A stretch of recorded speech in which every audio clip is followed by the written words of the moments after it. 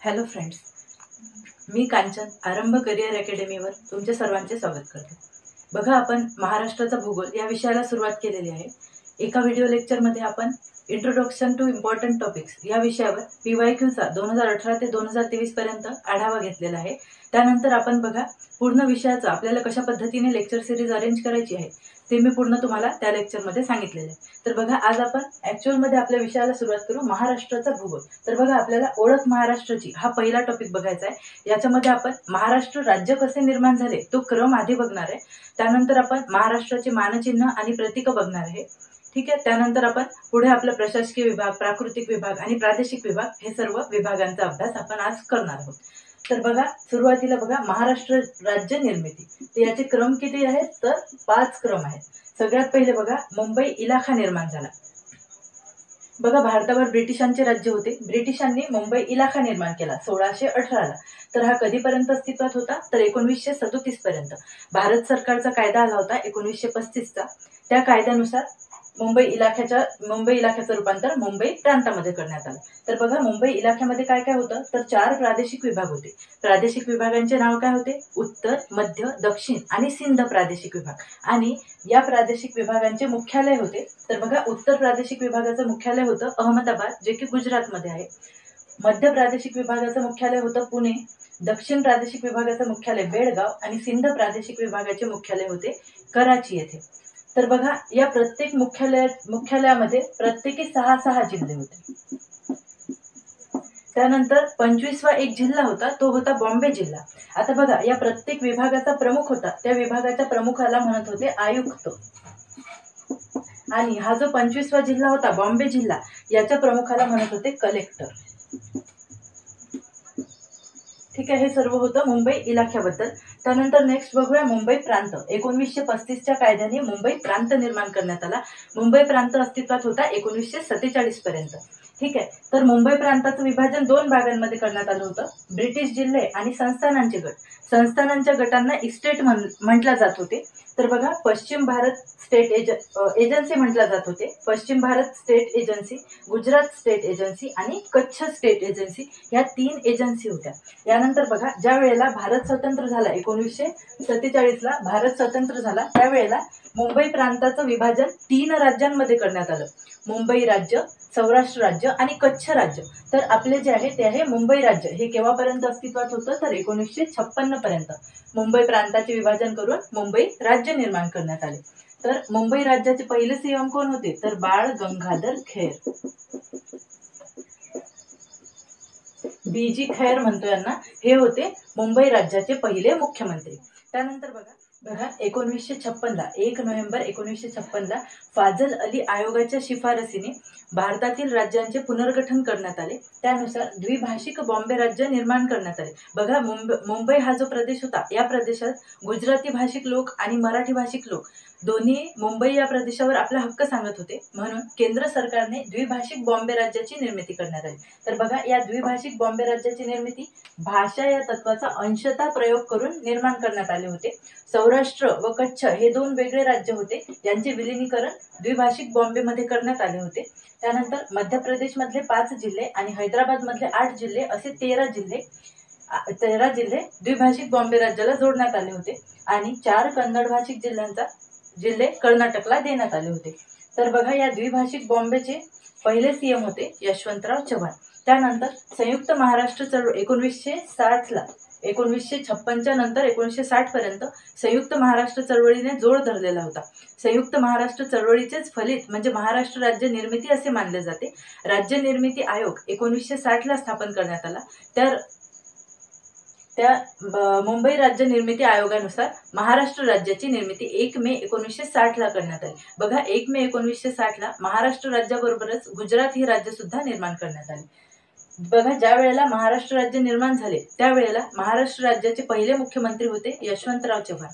त्यावेळेला महाराष्ट्रात एकूण 26 जिल्हे होते, 229 तालुके होते, 4 प्रशासकीय विभाग होते आणि 3 महानगरपालिका होत्या. 4 प्रशासकीय विभाग कुठले, तर पुणे प्रशासकीय विभाग होता, कोकण प्रशासकीय विभाग होता, छत्रपती संभाजीनगर प्रशासकीय विभाग आणि नागपूर प्रशासकीय विभाग आणि 3 महानगरपालिका होत्या, मुंबई महानगरपालिका, पुणे महानगरपालिका आणि नागपूर महानगरपालिका.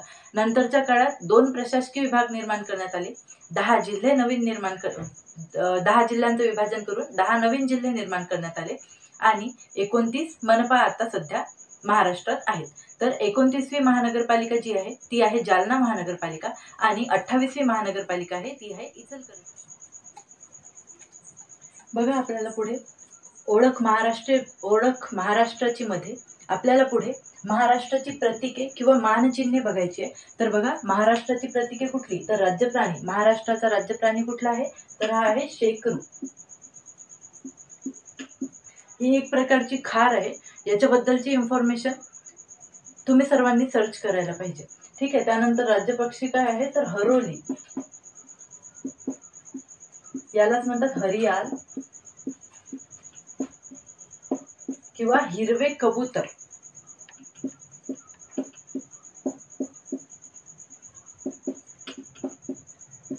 नंतर बघा राज्यफळ किंवा राज्यवृक्ष. महाराष्ट्राचे राज्यफळ आणि राज्यवृक्ष आहे आंबा. त्यानंतर बघा महाराष्ट्र राज्याचं राज्य फुलपाखरू. राज्य फुलपाखरू घोषित करणारं महाराष्ट्र हे भारतातले पहिले राज्य आहे. राज्य फुलपाखरू कुठलं आहे, तर त्याला मराठीमध्ये नाव आहे राणी पाकोळी. याचंच दुसरं नाव आहे ब्ल्यू मॉर्मॉन.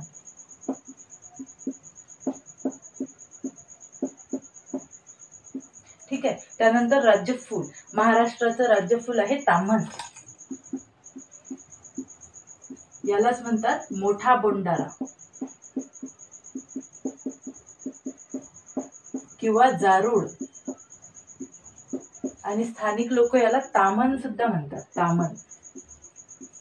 त्यानंतर बघा महाराष्ट्राचा राज्यमासा. महाराष्ट्राने राज्यमासा सुद्धा घोषित केलाय. त्या राज्यमासाचं नाव आहे पापलेट. ठीक आहे. याचे 3-4 नाव आहेत, ते तुम्ही सर्च करून घ्या, कारण हा विषय करंट अफेअर मध्ये चर्चेमध्ये होता. पापलेट मासा. राज्य खेळ आहे कबड्डी.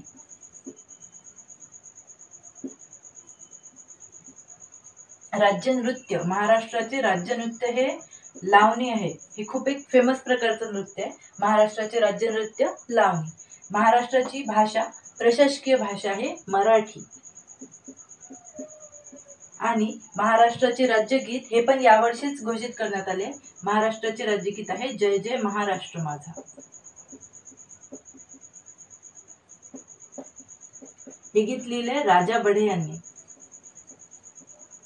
ठीक आहे. हे सगळे महाराष्ट्राचे मानचिन्ह आहेत. बघा यावर एक प्रश्न विचारण्यात आला होता, की राणी पाकोळीवर एक प्रश्न विचारण्यात आला होता, त्यामुळे आपल्याला हा टॉपिक कव्हर करणं गरजेचं आहे. आणि बघा शेकरूवर पण आधी एक प्रश्न विचारण्यात आला होता. शेकरू ही जी आहे ही एक मोठी खार आहे आणि ही महाबळेश्वरचा जो एरिया आहे, साताऱ्याचा एरिया, तिथल्या जंगलामध्ये खूप जास्त आढळते.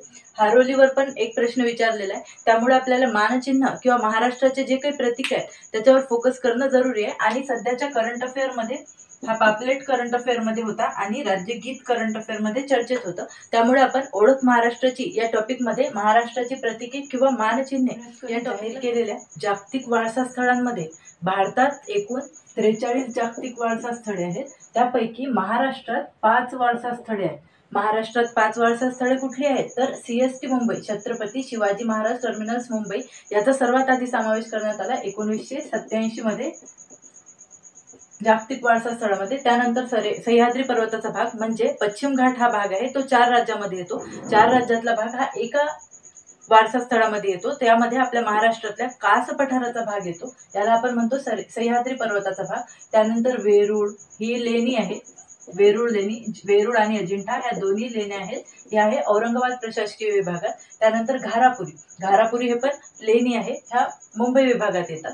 हे 5 जागतिक वारसा स्थळे, हे 5 जे क्षेत्र आहेत किंवा स्थळे आहेत यांचा जागतिक वारसा स्थळांमध्ये युनेस्कोने समावेश केलेला आहे। तर बघा ही आपण बघितली ओळख महाराष्ट्राची मध्ये आपण ह्या 3 गोष्टी बघितल्या। बघा सर्वात आधी आपण बघितलं महाराष्ट्र राज्य निर्मितीचा क्रम, त्यानंतर आपण बघितलं महाराष्ट्राची प्रतीके किंवा मानचिन्हे आणि त्यानंतर आपण बघितलं की युनेस्कोच्या जागतिक वारसा स्थळांमध्ये महाराष्ट्रातले 5 ठिकाणांचा समावेश झालेला आहे। ते 5 ठिकाण आपण बघा आपल्याला पुढे महाराष्ट्राचा भूगोल यामध्ये महाराष्ट्राचे स्थान, विस्तार, महाराष्ट्राची लांबी रुंदी, महाराष्ट्राचा आकार, महाराष्ट्राला लाभलेला समुद्र किनारा हे आपल्याला बघायचं आहे। तर बघा महाराष्ट्राचे स्थान कुठे आहे, तर आपल्याला सर्वांना माहिती आहे महाराष्ट्र हे भारतातील एक 22व्या क्रमांकावर निर्माण झालेले राज्य आहे, जे 1 मे 1960 या दिवशी निर्माण झाले होते।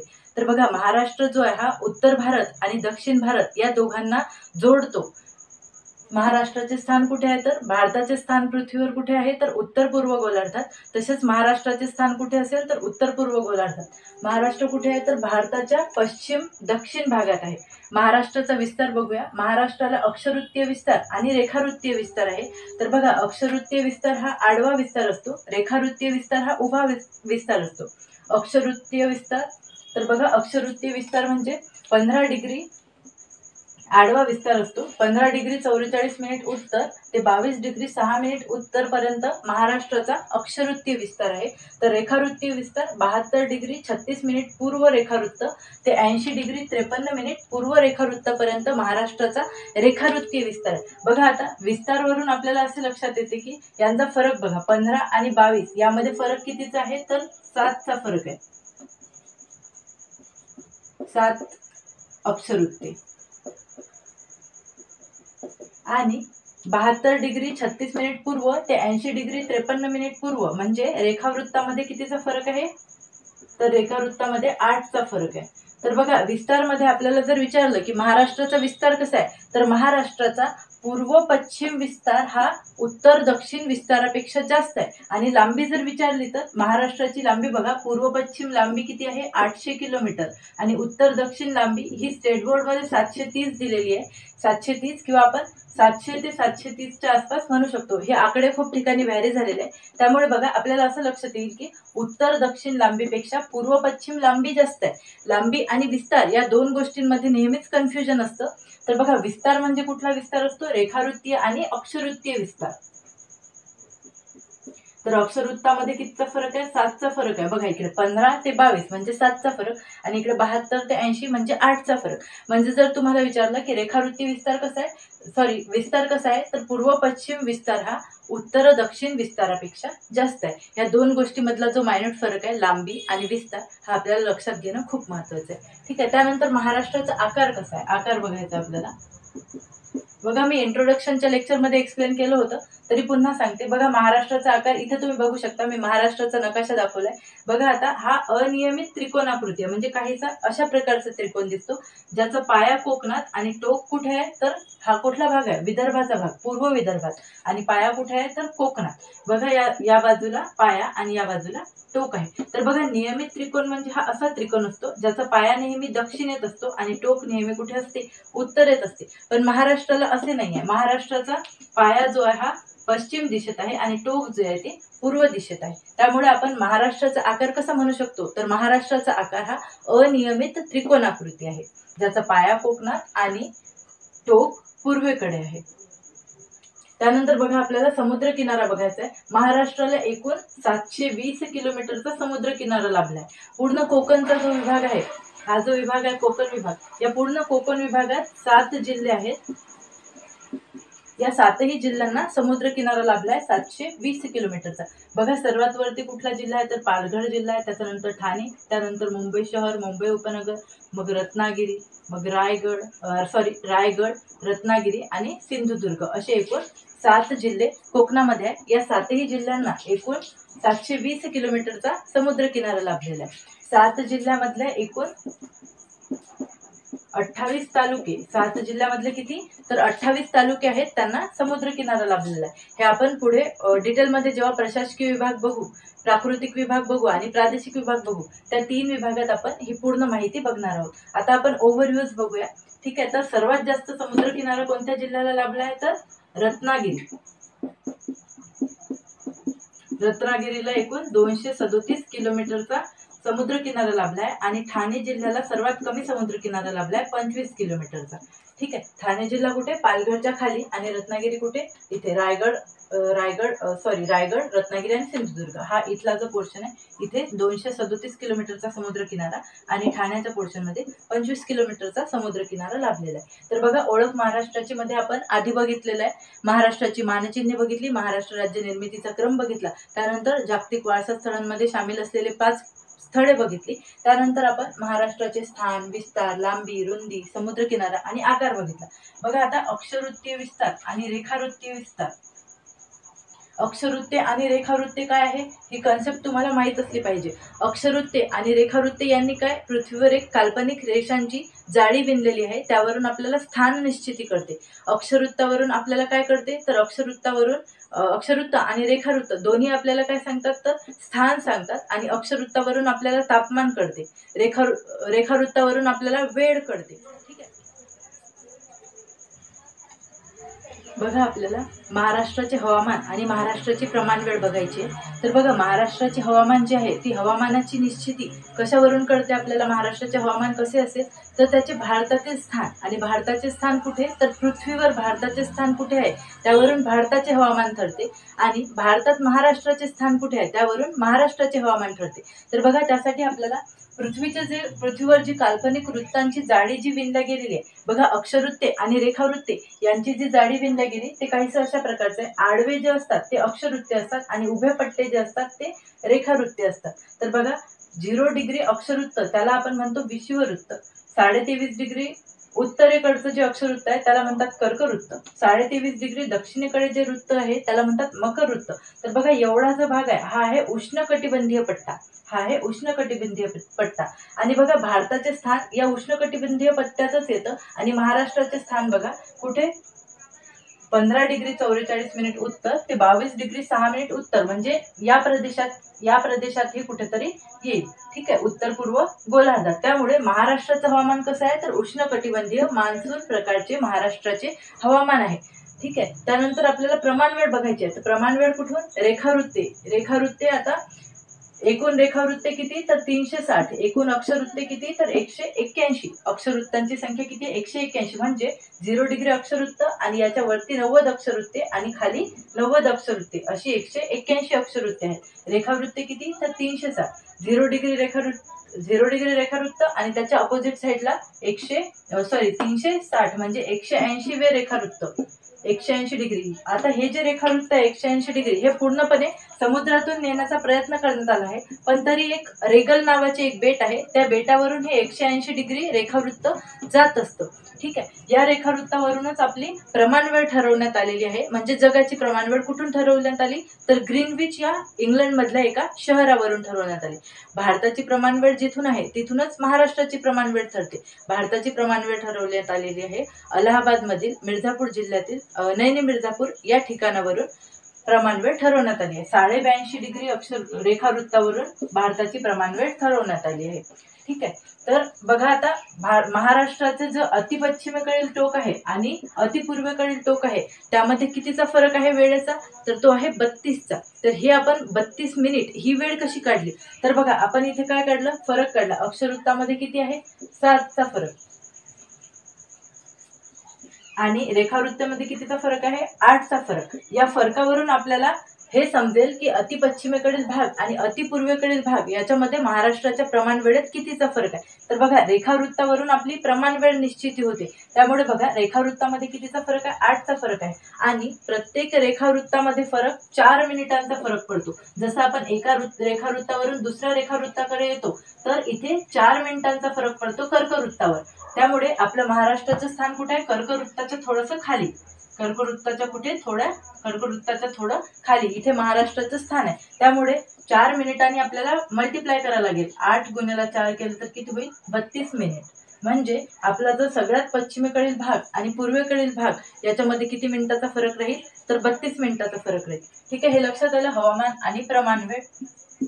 त्यानंतर आपल्याला बघायचं आहे राजकीय महाराष्ट्र. तर बघा, राजकीय महाराष्ट्रामध्ये 4 जिल्हे आहेत ज्यांचं जिल्हा मुख्यालय वेगळ्या ठिकाणी आहे. बघा, मुंबई शहरचं जिल्हा मुख्यालय कुठे आहे? बोरीवलीला. मुंबई उपनगरचं जिल्हा मुख्यालय कुठल्या ठिकाणी आहे? तर बांद्रा या ठिकाणी. रायगडचं जिल्हा मुख्यालय अलिबाग या ठिकाणी आहे. त्यानंतर सिंधुदुर्गचं जिल्हा मुख्यालय आरोस या ठिकाणी आहे. हे 4 जिल्हे आणि त्यांचे मुख्यालय आपल्याला लक्षात ठेवणे खूप इम्पॉर्टंट आहे. त्यानंतर बघा, महाराष्ट्रात असे एकूण 6 जिल्हे आहेत ज्यांना तालुका नाहीये.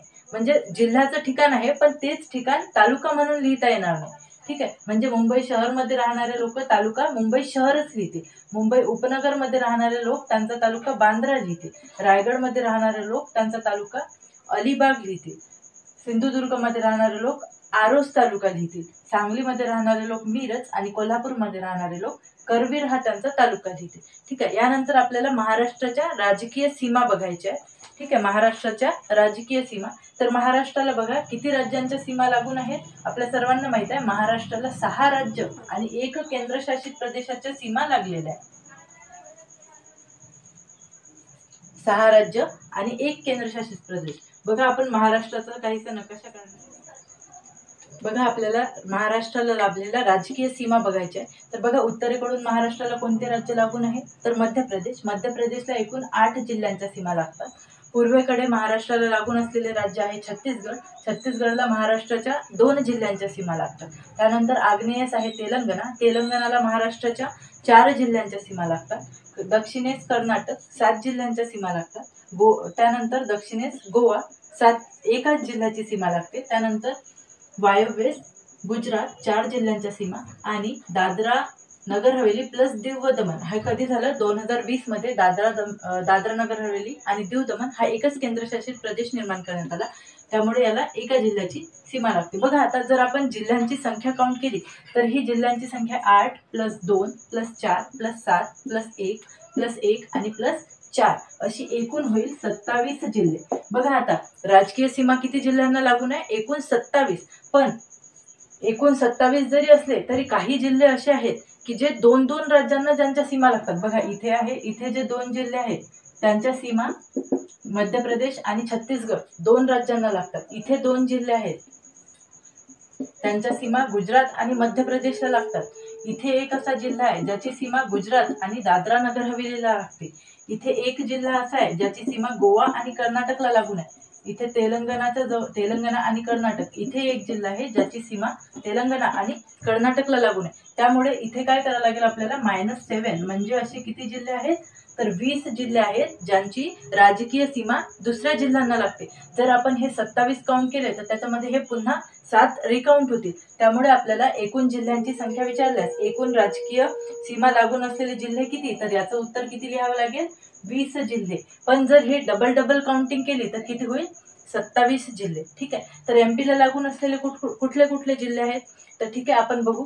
नंदुरबार, धुळे, मग इथे आहे जळगाव, अमरावती, मग आहे बुलढाणा झाल्यावर इथे येईल नागपूर झाल्यावर भंडारा आणि गोंदिया असे 8 जिल्हे कोणत्या राज्याला लागून आहे? तर मध्य प्रदेश राज्याला. त्यानंतर 2 जिल्हे गोंदिया आणि गडचिरोली. गोंदिया आणि गडचिरोली हे 2 जिल्हे छत्तीसगडला लागून आहेत. त्यानंतर बघा तेलंगणाला लागून असलेले जिल्हे कोणते? गडचिरोली, चंद्रपूर, यवतमाळ आणि नांदेड. गडचिरोली, चंद्रपूर, यवतमाळ आणि नांदेड. त्यानंतर इकडे पण 7 जिल्हे आणि इकडे एक आहे सिंधुदुर्ग जिल्हा गोवा आणि कर्नाटक या दोन्ही राज्याला लागतो. सिंधुदुर्ग, कोल्हापूर, सांगली, त्यानंतर येईल सोलापूर, उस्मानाबाद, लातूर आणि नांदेड. 1 2 3 4 5 6 7 हे 7 जिल्हे कुठे? कर्नाटकला लागून आहेत. असे एकूण 20 जिल्ह्यांच्या सीमा राजकीय दृष्ट्या दुसऱ्या राज्याला लागून आहेत. त्यानंतर बघा इकडून आहे अरबी समुद्र. आता अरबी समुद्राला लागून असलेले जिल्हे किती? तर 7 जिल्हे. ते आपण याआधीच एक्सप्लेन केलेलं आहे. बघा इथे आपण बघू आता एकूण भूवेष्टित जिल्हे किती? तर एकूण महाराष्ट्रात जिल्हे किती आहेत? 36 जिल्हे आहेत. त्यापैकी भूवेष्टित जिल्हे म्हणजे फक्त जमिनीशी संपर्क असणारे जिल्हे किती आहेत? तर आपल्याला 11 म्हणावं लागेल की जे बाकी कुठल्या राज्याला लागून नाही, फक्त महाराष्ट्रातल्याच वेगळ्या जिल्ह्याला लागून आहेत असे आहेत 11 जिल्हे. समुद्र किनारा लाभलेले जिल्हे किती, तर समुद्र किनारा लाभलेले आहेत कोकणातील 7 जिल्हे, पालघर, ठाणे, मुंबई शहर, मुंबई उपनगर, रत्नागिरी, रायगड आणि सिंधुदुर्ग हे 7 जिल्हे आहेत ज्यांना समुद्र किनारा लाभलेला आहे. तो समुद्र किनारा किती आहे, एकूण 720 किलोमीटरचा. त्यानंतर बघा एकूण 2 राज्यांच्या सीमा लागून असलेले जिल्हे कुठले, तर असे आहेत 7 जिल्हे. 7 जिल्ह्यांचे नावं कुठले, तर इकडे आहे नंदुरबार धुळे, त्यानंतर इकडे आहे गोंदिया गडचिरोली, त्यानंतर इकडे कुठला येईल एक नांदेड, इकडे येईल सिंधुदुर्ग, इथे येईल एक पालघर. असे किती 7 जिल्हे आहेत की ज्यांच्या सीमा वेगळ्या राज्यांना लागून आहेत. आणि एक जिल्हा असा आहे जो पालघर आहे, ज्याची सीमा एक राज्य आणि एक केंद्रशासित प्रदेशाला लागून आहे. तो जिल्हा कुठला, तर पालघर. त्यानंतर बघा एकूण राजकीय सीमा लागून असलेले जिल्हे किती, तर हे आपण इथे काउंटिंग केली आहे, किती आहेत, तर 20. एकूण राजकीय व नैसर्गिक सीमा दोन्ही लागून असलेले जिल्हे. आता बघा राजकीय सीमा आणि नैसर्गिक सीमा, इथे बघा आता हा आहे सिंधुदुर्ग जिल्हा, याला इकडून गोवा राज्य आणि कर्नाटक राज्याची सीमा लागून आहे आणि इकडून काय लागलेलं आहे, अरबी समुद्र म्हणजे समुद्र किनारा. इथे बघा इथे काय आहे, पालघर आहे, पालघरला दादरा दमन आणि दीवची सीमा आणि गुजरातची सीमा लागली, प्लस काय आहे, अरबी समुद्र. त्यामुळे बघा 2 असे जिल्हे आहेत की ज्याची राजकीय व नैसर्गिक दोन्ही सीमा लाभलेल्या आहेत. असे किती जिल्हे आहेत, तर 2 जिल्हे. कुठले, पालघर आणि सिंधुदुर्ग. बघा हे आपण थोडक्यात बघितलंय राजकीय दृष्ट्या महाराष्ट्र कसं आहे ते. आणि याच्या आधी आपण बघितलं होतं की जिल्हे आणि मुख्यालय, त्यानंतर बघितलं होतं जिल्हे आणि त्याचा तालुक्याचं ठिकाण. बघा राजकीय भूगोलवर आपल्याला एक प्रश्न विचारण्यात आलेला आहे, वेगळा जिल्हा ओळखा. तर याच्यामध्ये 4 जिल्हे दिले होते, धुळे, नंदुरबार, नाशिक आणि पालघर. बघा आता आपण जर प्रशासकीय विभागाचा विचार केला तर नाशिक प्रशासकीय विभागात धुळे, नंदुरबार आणि नाशिक हे 3 जिल्हे येतात, तर पालघर हा कोकण विभागामध्ये येतो. पण बघा या प्रश्नाचं उत्तर देताना आयोगाने नाशिक हे उत्तर दिलंय. तर नाशिक हे उत्तर आपण कशा प्रकारे काढू शकतो, तर बघा आपल्याला माहिती आहे मध्य प्रदेशला 8 जिल्हे लागून आहेत, छत्तीसगडला 2 जिल्हे, तेलंगणाला 4 जिल्हे, कर्नाटकला 7, गोव्याला 1, केंद्रशासित प्रदेश आहे दादरा नगर हवेली दमण व दीव, त्याला 1 जिल्हा, गुजरातला 4 जिल्हे. तर बघा याच्यामध्ये नंदुरबार आणि धुळे हे जे 2 जिल्हे आहेत यांच्या सीमा गुजरात आणि मध्य प्रदेश या 2 राज्यांना लागून आहे. त्यानंतर पालघर हा असा जिल्हा याची सीमा केंद्रशासित प्रदेश आणि गुजरात या दोन राज्यांना लागून आहे. त्यामुळे नाशिकची सीमा फक्त आणि फक्त गुजरात या राज्याला लागून आहे. बघा गुजरातला जे चार जिल्ह्यांच्या सीमा लागून आहे ते 4 जिल्हे कुठले आहेत, पालघर आहे, नाशिक आहे, धुळे आहे आणि नंदुरबार आहे.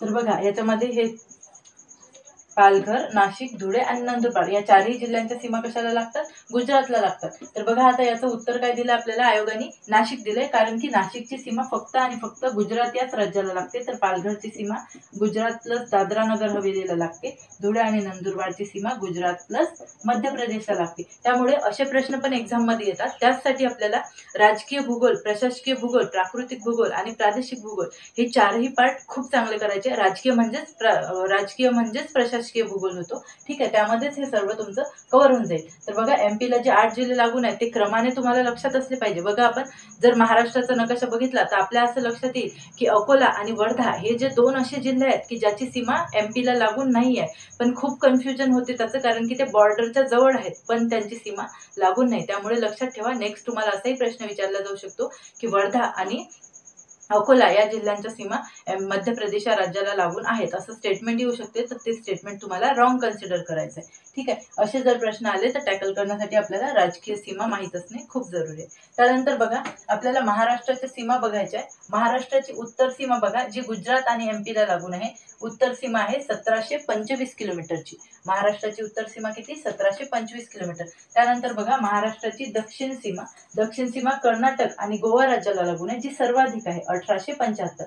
म्हणजे सर्वात जास्त राजकीय सीमा कोणत्या राज्याला लागून आहे, कर्नाटक आणि गोवा. आणि कोणती सीमा सर्वाधिक आहे, तर दक्षिण सीमा. त्यानंतर पश्चिम सीमा 825 किलोमीटर, जी गोवा आणि गुजरातला लागून आहे. या बाजूने गोवा आणि गुजरातला लागून असलेली पश्चिम सीमा 825 किलोमीटरची आहे. त्यानंतर बघा पूर्व सीमा आहे 775 किलोमीटरची, जी लागून आहे छत्तीसगड राज्याला, ठीक आहे. म्हणजे सर्वाधिक सीमा कुठली आहे, दक्षिण सीमा, त्यानंतर उत्तर सीमा, त्यानंतर पश्चिम सीमा आणि पूर्व सीमा. हा पण तुम्हाला क्रम लक्षात असला पाहिजे आणि लांबी पण लक्षात असली पाहिजे, कारण की आयोग अशा प्रकारचे प्रश्न विचारत आहे.